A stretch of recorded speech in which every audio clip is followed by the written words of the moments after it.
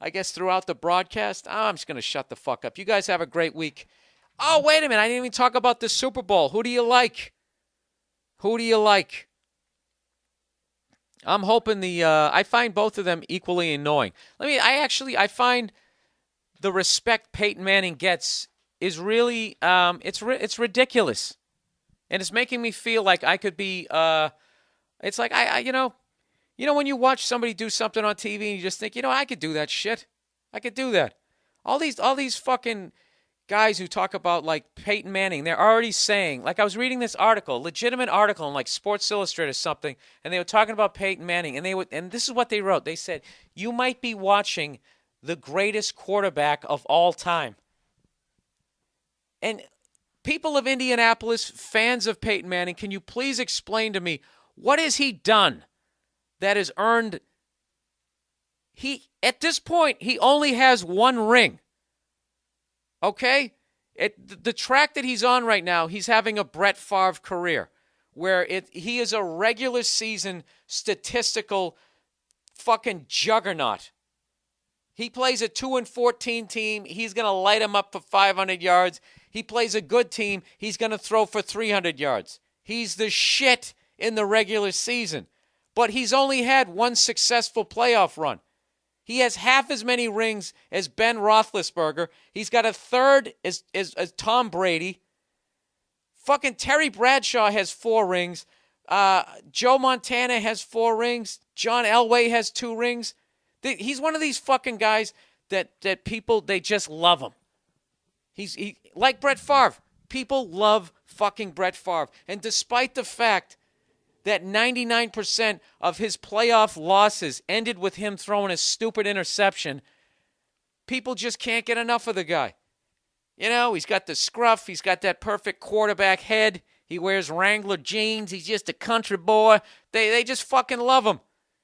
And then meanwhile, these other guys, look, say what you want about Terry Bradshaw. That guy definitely fucked up in the regular season. But when it came down to it, that guy was 4 for 4 in Super Bowls. He won 4 Super Bowls before any team had won their third. He had twice as many rings. And that guy only threw for 25,000 yards or something ridiculous for his whole career. His stats, if you look at his stats, you take away his rings, you're like, this guy was average. He was a bum. All right, I think it all comes down to how you define what is great. And I say what makes you great is those fucking Michael Jordan moments. Right? And I'm acting like this is my original theory. It isn't.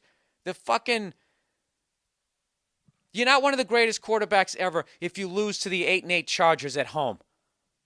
If you lose 2 years in a row, you lose to the Chargers at fucking home. You're not. You're not the greatest quarterback of all time if you bitch about how much the Patriots fucked up your receivers, and then the owner of your team, who's on the rules committee, as one of my listeners told me, I haven't even checked to see if that's true, but they told me, so it's true in my world, and they changed the fucking rules to give you an advantage, and then you go out and you break Dan Marino's touchdown record. That's like 20 years old, and a year later, Brady breaks it. It's bullshit. It's fucking bullshit. Peyton Manning is one of the greatest quarterbacks of all time, but he is not even close to being the greatest you're ever going to see. All right? I'm old school. I count champions. Fuck these rookies who come into the league and they get a sneaker before they even hit a fucking layup. I'm sick of it. All right? He's got as many rings as his stupid brother. And I bet by the time I do my next fucking podcast, there's a chance he's going to have 2 rings. And you know what? Then he's in the 2-ring club. That's it.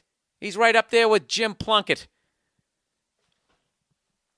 They're the ones who fucking defined it by laying down to the goddamn Jets. The only thing that counts is Super Bowl rings. You know what I feel like right now? I feel like who's that fucking coach? You want to crown him? Then crown his ass. Peyton Manning is exactly who I thought he was. Fuck that guy. Go Saints. You know something? It's very easy for me to root for the Saints as long as they don't show their fucking stupid fans. Their fans are so goddamn annoying.